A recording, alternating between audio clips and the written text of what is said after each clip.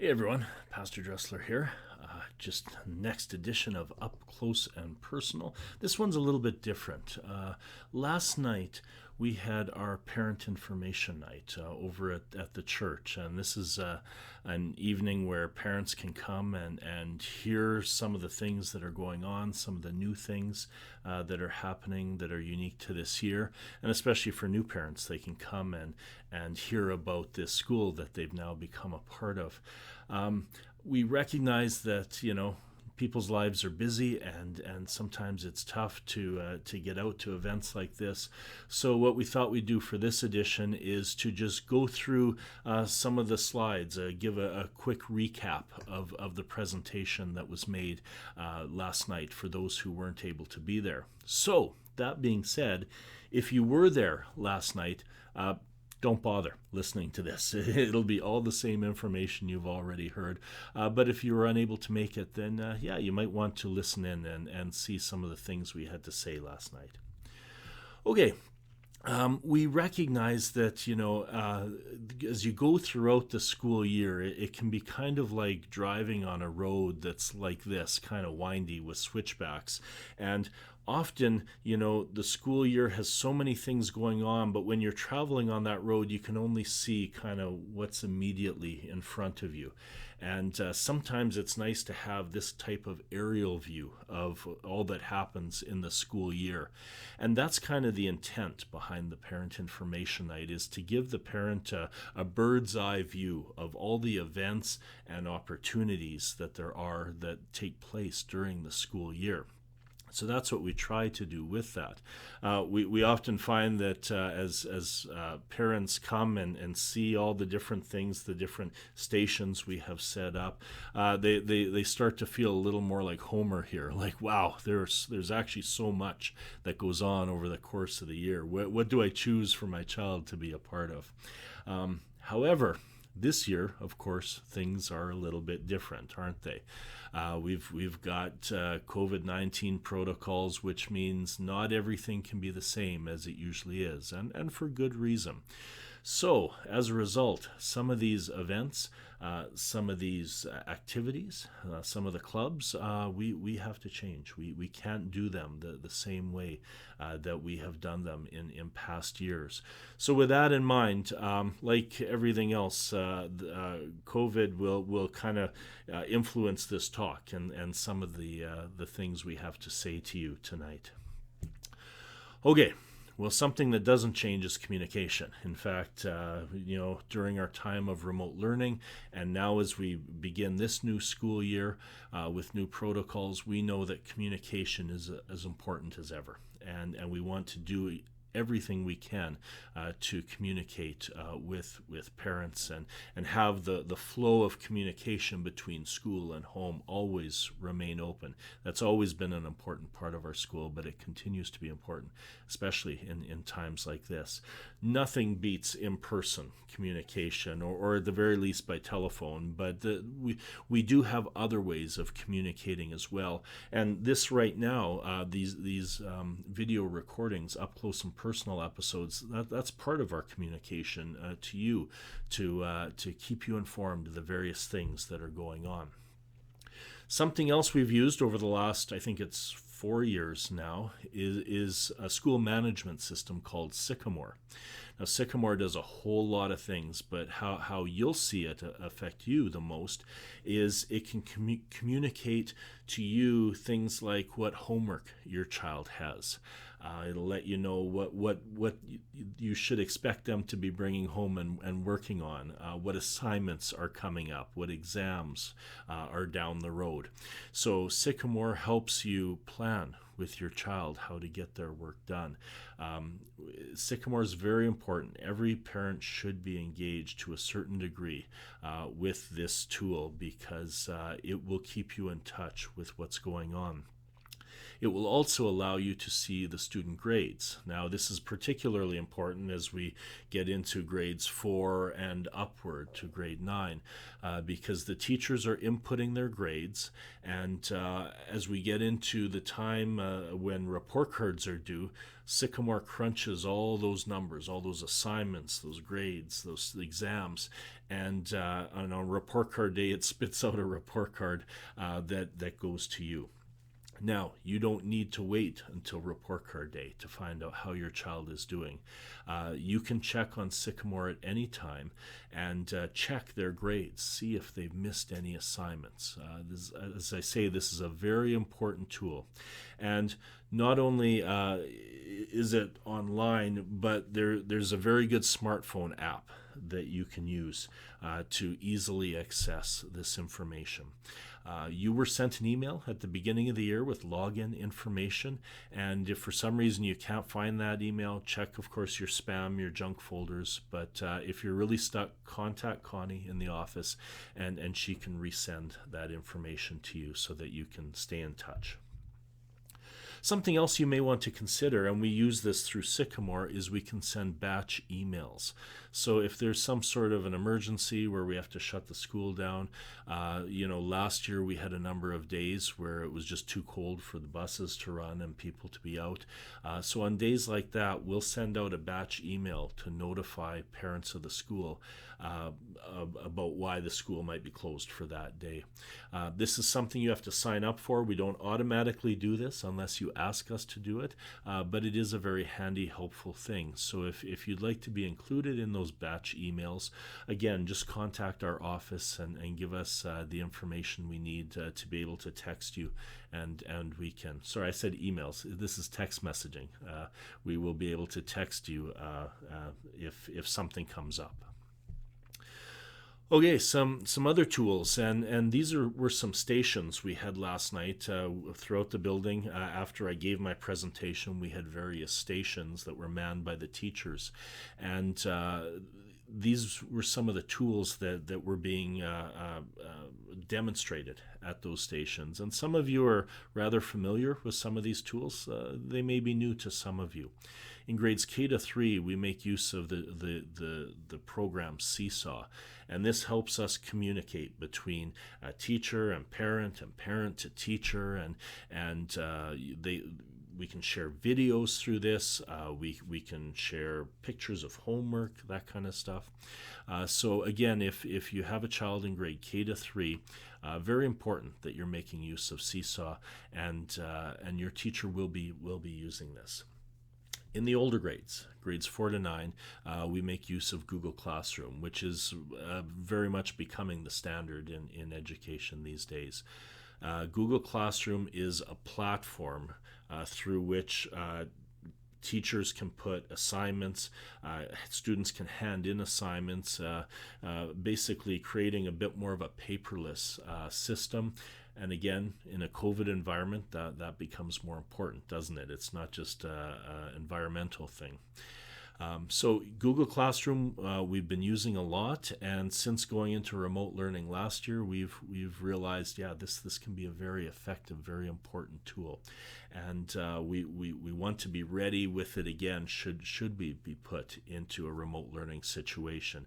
Both of these tools, Seesaw and Google Classroom, were very important. So if you're unsure how to use them, please contact your teacher, and they'll be able to help you figure it out, because it's important that you know how these tools can be used.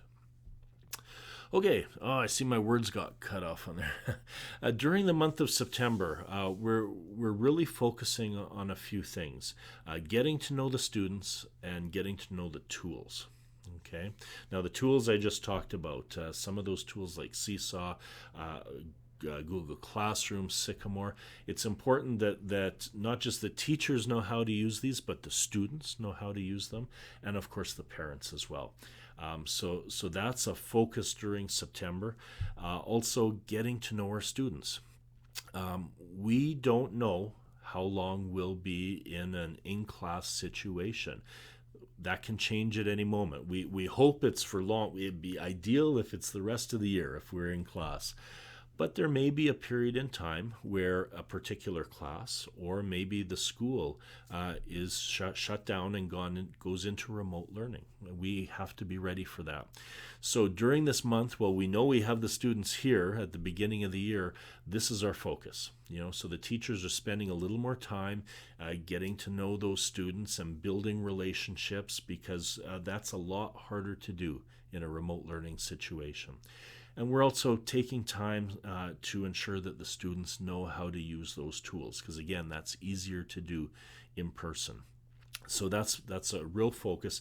These things would be generally done regardless at the beginning of the school year, but there's much more of intentionality going on with these right now, and that's important. Okay. At this point, last night, I encouraged people to walk around and to see some of the stations that were there, that were being manned by the teachers, and to ask questions of those teachers if you had them. Some of those stations included Sycamore, Seesaw, Google Classroom, but those weren't all the stations. So I just want to quickly go over some of the other stations and just quickly comment on those as well. We like every school, we have a PAC, we have a Parent Advisory Council, and this is a group that consists of parents. Every parent in the school is technically a member of PAC, and they get together every once in a while, a couple times a year, and they decide on things like what fundraising to do, what those fundraising funds should go toward, how they can support teachers, students, how they can support parents. So they'll be having a meeting coming up shortly. I believe it's on the 14th, on Monday. And this is something you should maybe consider attending, because it is very important to have your input. This is your channel to give input into making our school a better place. So please consider coming out to that first PAC meeting of the school year. Also, one of our stations dealt with complementary classes. Now, here's one that is greatly being affected by COVID, because what we usually do is for complementary classes, we mix up our junior high classes, and the students get to choose which options, which complementary classes they would like to participate in. According to our protocols, we have to keep in our cohorts as best we can, so we can't mix up our junior high classes. So each junior high teacher will be teaching complementary classes to their homeroom class. But this also gives us some opportunity as well. This allows our teachers a little more flexibility, because they no longer have to coordinate with the other teachers. If they want to do more short-term classes, they can do that. They could do a 2-week complementary class if they wanted to, and they can change it up quite frequently. So that'll be a change this year, and I think we found some ways to keep that very interesting for the students, and to allow for the students to have some input into what they would like to do for complementary classes. Again, if you have questions on that, please talk to your child's teacher, and they can fill you in on what that will look like in their classroom. Sports will definitely be changing. COVID has hit the sporting world hard, and schools are not immune to that. Typically, we participate in all the various sports that other schools do, and we compete against those other schools in the leagues, and we typically do fairly well. We tend to punch above our weight class. This year, league play is put on hold until we get into a phase 3 within the province. There won't be any sort of league play go on between schools. So in the meantime, we still plan to have our sports teams and to have practices and to work on those skills, and maybe do some scrimmage games within those teams. And we still want the kids to participate and to have a sense of being on a team, even though we can't compete at this time. Maybe later in the year we'll get to a point where we can get back to league play, and we look forward to that. But again, that will be the call of the province. That won't be our call. There are a few sports where we won't have to modify too much. Things like archery. maybe badminton. Those particular sports won't need to be modified much, but some of them will, just because of the nature of the sport. If you have questions, feel free to contact our various coaches. Mr. Skoy is our athletic director. He can point you in the right direction. If it's not a sport that he is coaching, he can point you in the right direction as to who is. Like a lot of schools, we have a Rainbows Club, and Rainbows Club particularly is for kids who have gone through some sort of loss and are dealing with that. And it might be that they lost someone, maybe someone close to them passed away, and they're struggling with that. It might be the loss of, say, a relationship. It could be that there was a divorce in the family, or someone has become estranged within the family. Could be a number of things, and during a pandemic, there is loss involved in that, and separation. So the Rainbows Club is a group where they get together with kids similar their age and talk about some of these issues. And even if a child doesn't want to talk but just wants to listen, this is a good opportunity for them to be around others who are feeling similar to them and hear about some of those experiences. Mrs. Starveld heads up our Rainbows Club, so if you have questions about that, you can contact her. And we have a yearbook club. We create a fantastic yearbook. Just today, our copy for last year came, and the yearbook club puts this together, and so they will format the yearbook and bring all the pictures in. It's some great skills doing some design work for this, and it's nice to come away with something tangible and a publication of sorts. So if you have a child that's into photography or likes design on a computer, contact Ms. Schramm White, because she's the one who heads up this, and she'd be more than happy to have some help with that. Okay, those are the other stations that we had. So again, just a kind of a quick recap of some of the information that was there for Parent Information Night. If you have questions that weren't answered by this video, feel free to contact the school, and we'll do our best to answer those questions or direct you to the people who can answer them. It's been a great week of school, and I'll do another video that talks about that, about how things went the first week of school and some of the things that are coming up very quickly. But man, we got some great kids. They're troopers, despite all the various protocols that are being thrown at them. They just take it in stride, and it was a very enjoyable first week of school, and little minor things, adjustments being made, but overall things went extremely well. So thank you, students. Thank you, parents. Thank you to the staff and all the work you did in preparing for this day.